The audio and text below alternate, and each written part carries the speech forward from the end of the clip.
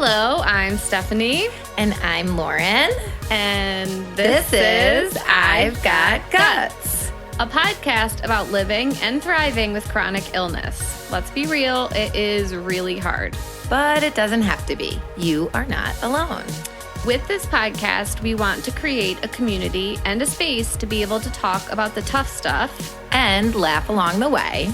The idea for this podcast stemmed from us trying to find one for ourselves to listen to, but not being able to find anything that didn't make us more sad or frustrated. Our goal is to talk about the hard stuff, but also talk about how to get through it, be positive, have a full and productive life, and of course, thrive.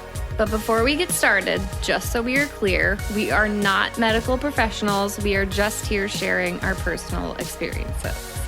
So before we jump in today, let's talk about our thorns and roses of the weekend. Since today we're recording, it's a Sunday. All right. Rome, you want to go first? We're doing thorns first? Let's do thorns first. Oh, thorns first. Well, my last thorn had to do with my fertility journey, and my current thorn also has to do with my fertility journey. I had a half day from work on Friday, and I went to go do a test, and it's just like a baseline test, you know, nothing crazy, but we had to drive an hour and a half for it. We get there, they start doing the test, which is already like a super invasive, uncomfortable test, and like 10 minutes in, they're like, your body's not cooperating. We can't do the test. And I was like, what? And they're like, yeah, you're going to have to come back next week and do it under anesthesia. So I like wasted a full half day. I went through pain and discomfort for no reason because they couldn't do the test. And now I have to take another day off of work next week and go back and do it all over again. So a huge thorn in my side this weekend. Super frustrating. How about you? Well, my thorn is not as serious. My thorn is I'm finding myself at that Lasertron place for kids twice. I had to go on Friday for my son's football banquet, and then I'm going back today for a birthday party. And the last place I'd like to be on a Sunday afternoon is Lasertron. Serious. I don't blame you there. All right, what's your rose? My rose has actually got to do with your son. So I went over to my mom's today because you were helping her move a couch out, and your husband and your son were already there. Yes. And I'm there for like 10 minutes with him, and then all of a sudden out of nowhere, he goes, Aunt Rome, we didn't do our special hug today, which, for those of you who don't know, ever since Connor could walk, basically, he's been like running and jumping into my arms and hugging me. But he's 9 now, and he's almost as tall as me, so we did it. And then he laughed and he goes, in like a month, I'm going to be you're going to have to run and jump into my arms for me. I can't wait to see that day. He just brings so much happiness to my heart. And you're the best aunt ever. He loves you so much. And your rose? Okay, so my rose this weekend is I went into the weekend feeling exhausted. I did some traveling for some work stuff and just a lot of late nights. So my rose was for 2 nights. I got like 10 hours of sleep, and I even got to sleep in until 9, and I feel so rested. Oh, so proud of you. It's like the little things in life, right? A rested body just means you're happy and feeling good. Yeah. So. I mean, sleep is my favorite thing in the whole entire world, so I get that. Yes, absolutely. All right, so before we told you guys our next couple of episodes would really be about like the illnesses that we live with. And we do want to get into that. But before we start the meat of that off, we kind of want to just talk about something that we feel is very important. So when I left my pediatrician, I was 18, I think, and I have stomach issues. So I immediately needed a gastroenterologist. So we kind of want to talk about, it's not just my first gastroenterologist, it's also Lauren's first. His name was Dr. Kim, and he was the most incredible man I've ever met in my entire life. He really was. Honestly, you say his name, and I'm like getting welled up with tears because of how compassionate he was, how he really listen to you. Like, you know, when you go to a doctor and you just feel heard, and even if you don't have an answer to your problem yet, just feeling heard is so important. And he always made us feel that way, right? Always. I mean, his favorite thing to do was like first thing, he laid me on the table and he'd listen to my stomach and he'd be like, oh, your stomach is crazy. He did. And he just, he just made everything we went through, I think, just easier because we had him guiding us. I think about, because he retired 9 years ago. And the reason I know it was 9 years ago is because I just had Connor, my son, and he must have been like literally a month or two old. And I was going to my last appointment and I went to the doctor's office and I got there and Dr. Kim was like, "Where's Connor?" And I'm like, "Oh, I would have brought him." He wanted to meet Connor. Yeah. So it just showed the level of care and just how he knew us, every single one of his patients, so well. Yeah, he did. And that's kind of where we're coming from, I think, is like I actually remember one time very long story. Maybe this is for another time, but our hairdresser comes to our house and we are together for hair appointments. And one hair appointment, Lauren was like, in extreme pain, suffering. So I called Dr. Kim's office and explained to the nurse what was happening. And not even 5 minutes later, Dr. Kim called me back and he was like, "You take her to the hospital right now. This is definitely gallbladder. She needs to come out right now." Or it was your appendix? Oh, it was my appendix. It was my appendix. and that's how he was. And so she went, "You got your appendix out." He called a couple of days later to check on you. Yes. Like that is the care we got from him. So imagine having this super high level of care for how many years? For a long time. Like 10 years, right? You saw him up till Connor was born, but I didn't because I actually had like a reprieve from symptoms for a brief period of time. So like by the time I was ready to go back and see him, he was on his way out. He only had like a month left, so they wouldn't even let me get an appointment with him. So I feel like I missed an opportunity to see him for a couple of years because I was doing well for once in my life. Right. So you really got to see him up until the last minute. I did. And then the journey of trying to find a gastroenterologist that compared was extremely challenging. It was. And it's a wonder to this day, would our stories be different if the level of care that he provided continued? Yeah. And I don't know. So that's something to think about. As we go on with our stories, you'll understand a little bit more why he was so special to us and why we feel this way, because we've had some pretty horrific doctor experiences. Yes. So I think maybe we should start this off with you talking a little bit about your Hashimoto's. Yeah. So being an undiagnosed celiac for so many years, from the time I was 5 until my early 20s. Once I did become gluten-free, I started finally feeling better, and it was amazing. But at the same time, because when you have an autoimmune disease, your body is trained to like attack itself. So after I healed with the gluten-free diet, I was feeling amazing. My body, little did I know, was headed to attack something else. And something I started to feel, which was so weird, like my heart was racing. Like I would just be not working out or doing anything crazy, just kind of like sitting on the couch watching TV. And my heart was like racing so much. And it would like come and it would go. And it would scare me. I'm like, why is my heart racing? What's going on? And then I would have feelings like I couldn't like catch my breath, or it was hard for me to just swallow. And this is way before my swallowing issues. So it was actually your birthday. Yep. I was driving to Rochester for Steph's birthday, and I was on the way and I felt that like heart racing come on. And I'm driving and I'm like, oh my gosh, my heart. And then like I felt like I couldn't start to breathe, and like something was sitting on my chest, and I can still picture driving my car and being on the throughway, and all of a sudden like things started going black and like sparkly, and I pulled over and I was like, oh my God, something's not right. Like, am I having a heart attack? Like, what's going on? So I call my husband now, but he was my boyfriend at the time.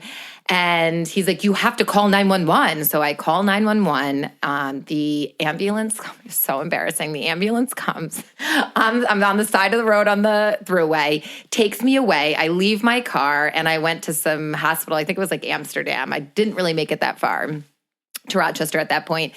And I get to the hospital and they run all these tests and they're like, you had a panic attack.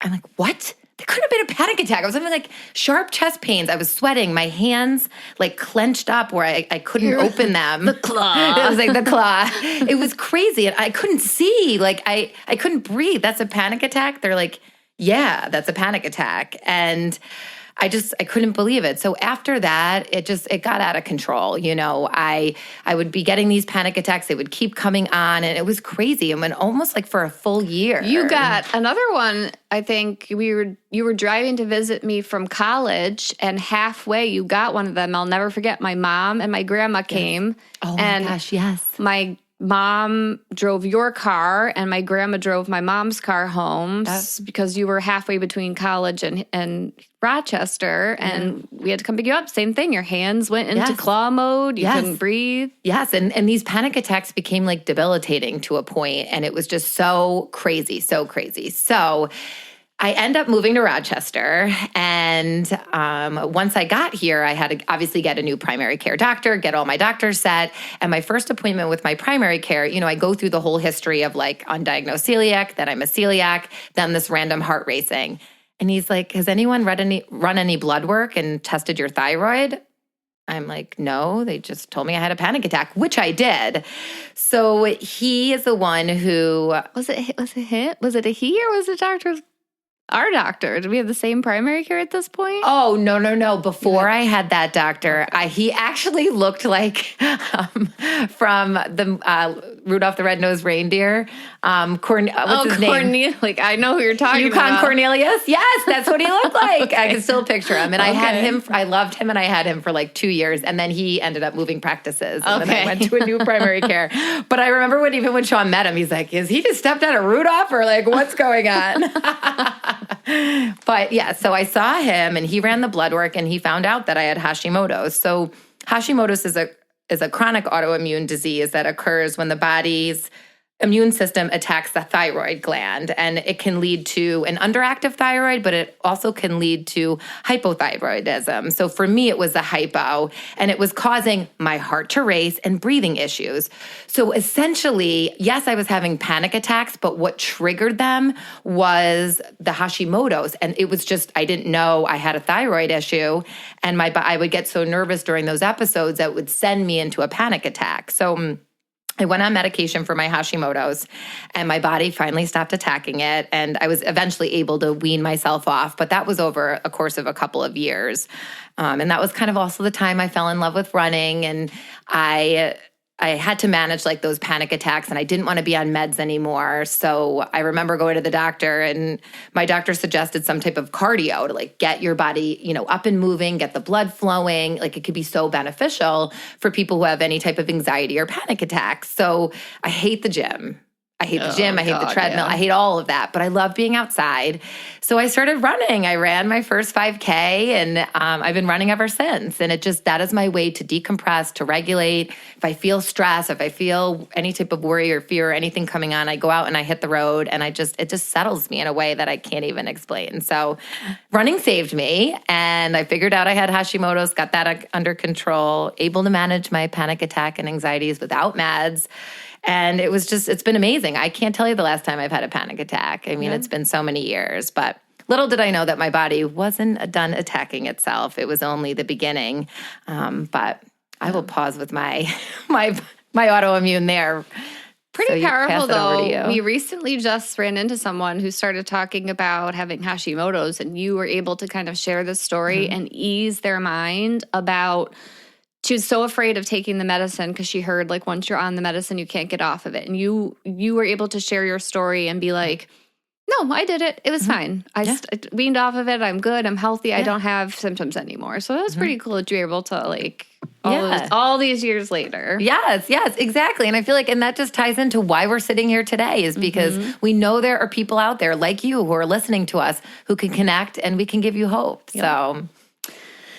Yeah, so my next part of the story has to do with my lovely, wonderful gallbladder. So I actually was still seeing Dr. Kim at this time. As we're talking, I'm like piecing together. I'm like, this was Dr. Kim. So I just started, I think where we left off the last time in my story, I started to have those syncope episodes where my heart rate and my blood pressure were dropping and I was passing out or whatever.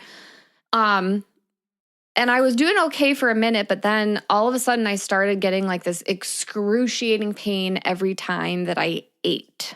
And it didn't matter what I ate. I could eat a salad. I could eat a cheeseburger. I could eat, you name it. I was dying every time I ate. And where was your pain? Was it like everywhere or just? Nope, it was right on my right side, like underneath my boob. So, and constant. And it was, the pain radiated too. And, I could feel it shooting down my leg, shooting up my arm and my neck and my back. And I was so nauseous. Like, I think that was my first time in my life really, truly experiencing like nausea in its full-blown, powerful way. And God, it was really bad. So naturally, I stopped eating. I mean, I would highly not recommend that. Not a good solution, but I felt relief because the pain was being caused by eating. So I stopped eating. I also felt like constantly like I had a fever. Like, when you get a fever and you get that weird achiness in your arms, like shooting up your neck or whatever. So I was like, do I have the flu? Like, is something else going on? So like, there was always that level of I might have a fever or whatever.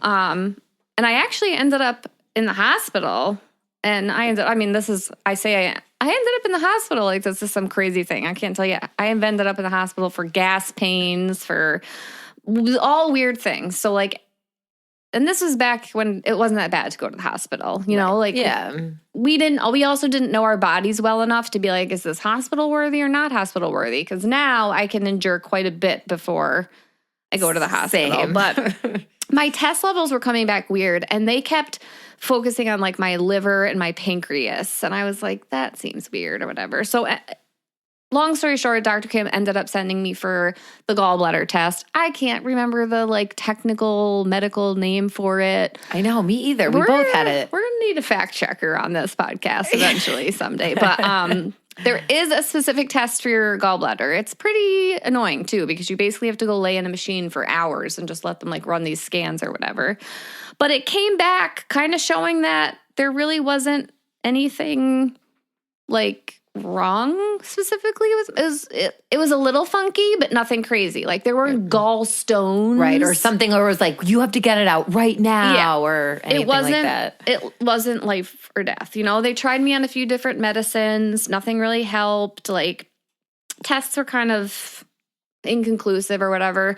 So Dr. Kim sent me to a specialist who does these kind of things. And he basically said like, yeah, your tests show that it's not great, so you could take it out or you could leave it in. And I was at this point like, this was my first experience with crazy pain and nausea and all of this. So I was like, no, evacuate it from my body. Get it out of my body. Because if there was a chance it was going to make you feel better, yes. Why not, right? Yeah. I was like, get it out of me. And because it was an elective surgery, you don't have a first choice of dates. It's not like this has to come out, so we're scheduling it for right now. So the only date they had available, Christmas Eve. Boo. If you know me, you know how I feel about Christmas, and especially Christmas Eve. Christmas Eve is like my day. Yes. Like, come on. I felt so horrible that I was like, I'll take it. Sign me up. So I signed up to have my gallbladder out on Christmas Eve. So like just goes to show the state of mind that I was willing to give up my favorite day ever for this or whatever. So they proceed with the surgery. They take it out, and shocker, they were like, oh my God, it was 10 times worse than it looked in tests. And they even actually offered to show it to me. I always love seeing that kind of stuff. No, I was like, I do not want to see it. No, thank you, whatever. And like, your gallbladder surgery was different. Mine was bad. Mine was the one where they like left the drain sticking out of me. And I'll never forget, like, my poor brother was home for the holidays, and, like, every time I had to pee or something, I couldn't even stand up off the couch because they cut into, like, those muscles where you bend, and he's like, what if I touch the drain? Do I have to actually help you pee? Because where's mom? It was gross. It was so gross. And I actually did need help peeing. Like, luckily, my grandma was living with me at the time and my mom, but that drain situation was so disgusting. And the purpose of the drain was because of the bile, right? Is that what it was? They want to like let all the bile come out. And then you go back like a couple days after surgery and they do one of those things where they trick you, where they're like on the count of 5, but really it's on the count of 3 and they just like yank it out of your body. Like it's nothing. I'll never really actually forget that. Core memory. So they took it out or whatever, and some time passed, and things were still bad. It was actually, things started to get worse at this point, and I started having severe heartburn or whatever. And by the time it came out, and it was a year's progression of things getting worse. So like it came out in 2009, and I did okay because this is a period where I said I didn't really need to see Dr. Kim. Yeah. So I did do okay for a little bit. And then right around 2014 is when my heartburn symptoms started to flare. And you said Dr. Kim left in 2015. Right. So I had just missed him. They were like, no, he can't see you. His schedule is so packed with people who like are just have a higher need than you or whatever. And I did try going to a new doctor at his practice. And they literally, I was like, something's wrong. I'm in pain. And they were like, more or less telling me I just wanted drugs, which I'm like, what? Look at my history. I'm here for help, not for medicine. I just want help. Answers. So that was enough for me to be like, you're not my people. Right. I'm used to this level of care. No. So I went to someone that my mom's friend recommended or whatever. And he was actually at the time, and I think he still is, like labeled one of the best gastros in our area. And I thought he was really good for a while. And in the later episode, you'll find out why I don't really agree with that. But that's besides the point. He did get to the bottom of what was going on with me, and I was diagnosed with GERD. So for those of you who don't know what GERD is, it's gastroesophageal reflux disease. So it's a digestive disease where your stomach acid or your bile irritates your food pipe lining. And it's a chronic disease that occurs when like stomach acid or bile flows into the food pipe and irritates the lining. And symptoms are like burning pain in the chest. It occurs after eating. It gets worse when you lie down. So it felt a lot like the pain I was having when I had my gallbladder. So I was like round 2, basically. So I tried like every medicine you could possibly think of, like omeprazole, lansoprazole, tramadol, any Prazole you could, whatever. I eventually, she's taking it. You name it. I eventually landed on rabiprazole, which is the generic for ass effects, and I've been on that one for a very long time now. But they had to do some tests to get to that point. I did a pH monitoring test, which they basically do an endoscopy, and they attach a little like monitor to the lining of your esophagus. And then I had to wear this monitor around my neck. It was huge. It looked like it looked like a Game Boy. Let's actually took a step back into 1995. Yeah, I had a Game Boy freaking sitting around my chest. And every time I had like a burst of acid, I had to press a button. And so I don't know if that helped it align with the little machine that was inside of me or whatever, but I wore that for a couple days, and then you go back to get the tests, and it came back off the charts. My pH levels were so low, which all that means is like, holy heartburn, Batman. And then so he did another test, which was a swallow study, which, swallow studies. I'm sorry. I just got, honestly, like a shiver just went through my body. Yeah, I'm real sorry to anyone who's ever had to have a swallow study. I'll be honest, I've had 3 altogether in my whole life.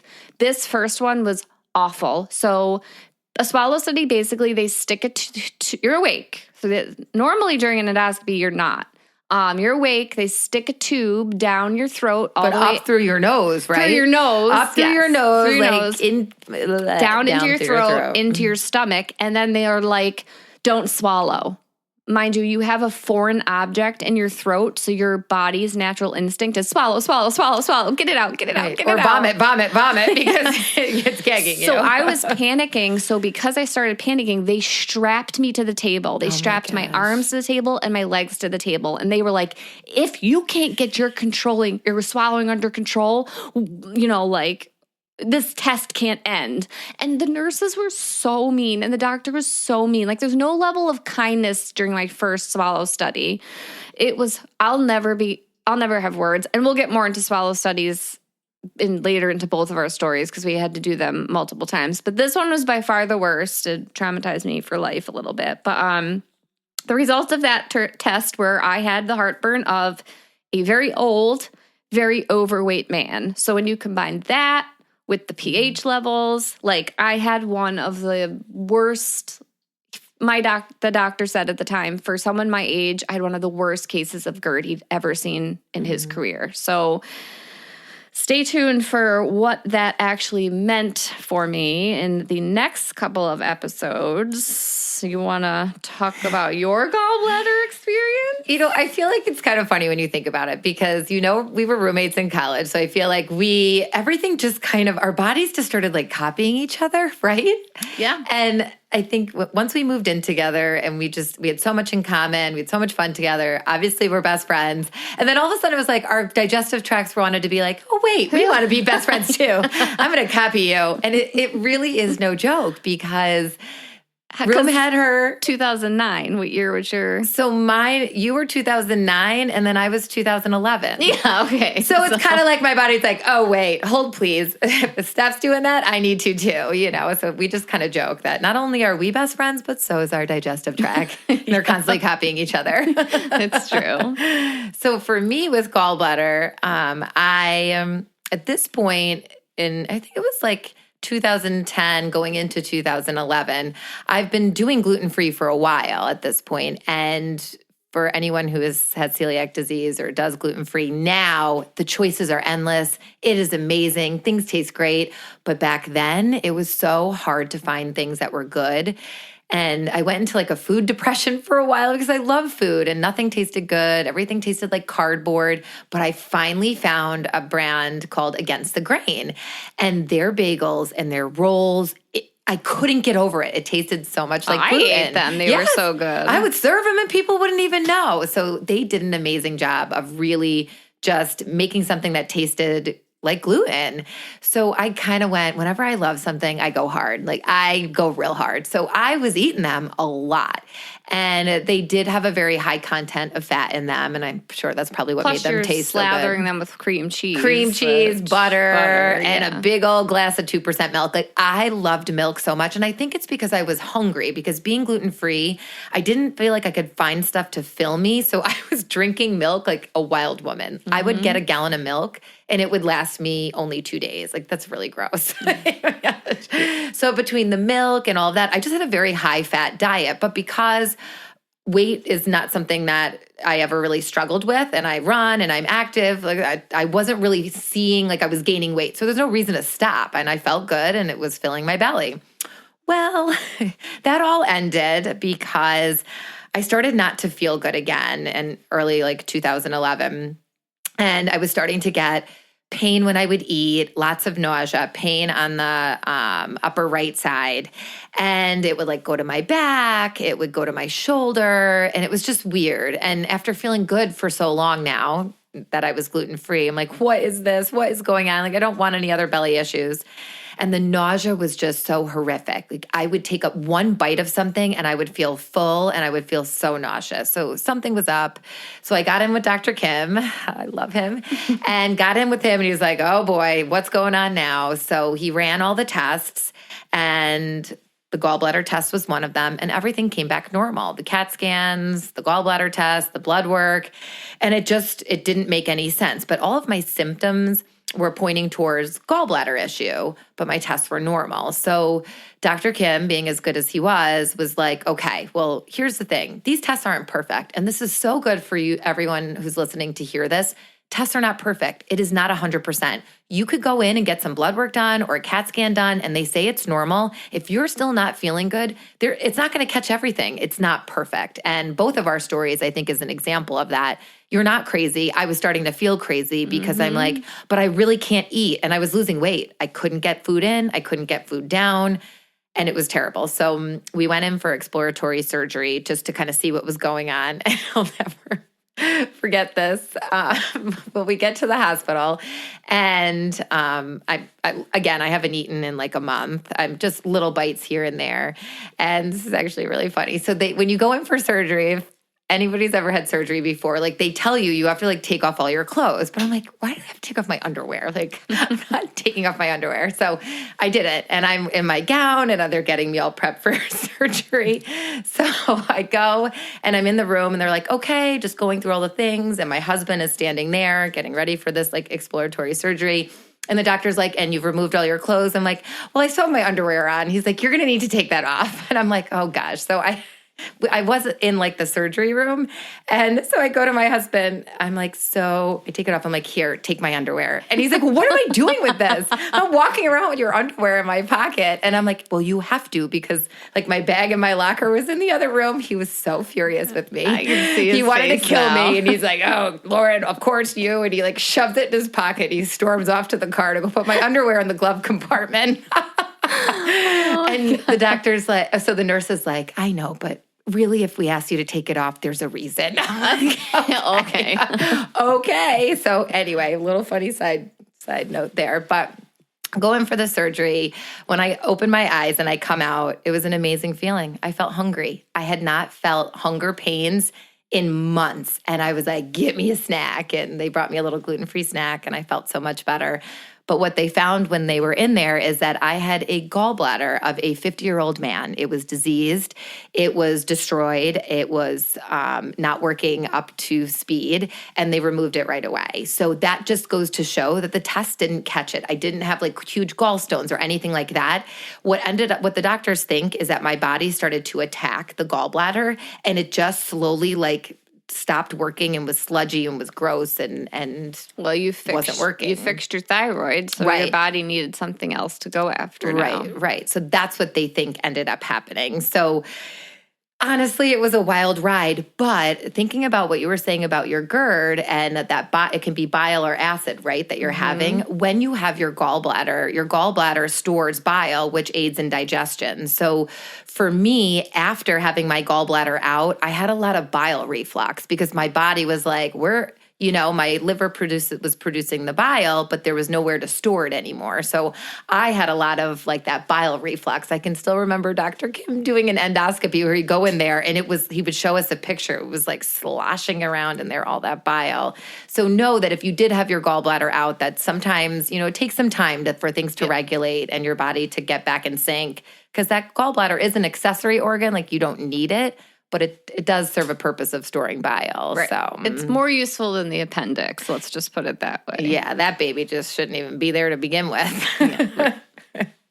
So that's my gallbladder story. I was never so happy to have it out and feeling so much better after. Yeah, and I think as you hear more of our stories, you'll hear more of this theme running throughout it. But I think something to take away from both of our stories is doctors are humans and they might not always catch everything. And sometimes, and it's like, let's be honest, it's their job. And other than Dr. Kim, I have a few other doctors, like I'm talking specifically a gastro. I have a few other doctors who have cared for me really strongly in the past. But right now, the way that things go, it's more like you're just a patient to them. You care more about your own life and your own health than they do. So look at your blood work, look at your test results, go online, see what's normal, see what's not normal. And if you're still not feeling right, be your own advocate. Like you push that doctor, say something's still wrong with me. And don't be afraid to do that. Don't be like, they're the doctor. They know everything. They don't always know everything. And we know what's best for ourselves. So I would always say like, work on that advocacy. It's hard, but you are your own best advocate. Yeah, it's so true. And when tests come back normal and you're still not feeling good, there's a reason. Listen to your body, listen to your inner self. Like, you know what you need. And if things are showing up normal, there's a reason. And look at both of our stories. Like, let that inspire you to advocate for yourself and take control, because you know your body and you know how you're feeling. Yeah. So these are our stories for today, and our next couple of episodes, you can look forward to hearing like the next part of our journey and what that led to. And we're going to really kind of get into the meat of the chronic illnesses that we actually live with today. But we have to tell you all these backstories, because each piece of our backstory leads to what happens next and what has led to the things that we consider our current chronic illnesses that we live with. Yes, exactly. And I think too, especially with me with autoimmune, that it just all kind of spiraled, or led to the next step. So we wanted to share that all with you. Yeah. And we so appreciate you tuning in to us. And whenever you listen to our podcast, we really would appreciate any likes or follows, shares, and reviews, because those things help us reach our goal of reaching as many of you as we can. Yeah, like we said, this journey is hard and you shouldn't have to go through it alone. And that's what we're here for. Yes. So until next time. See you later, everyone. Bye.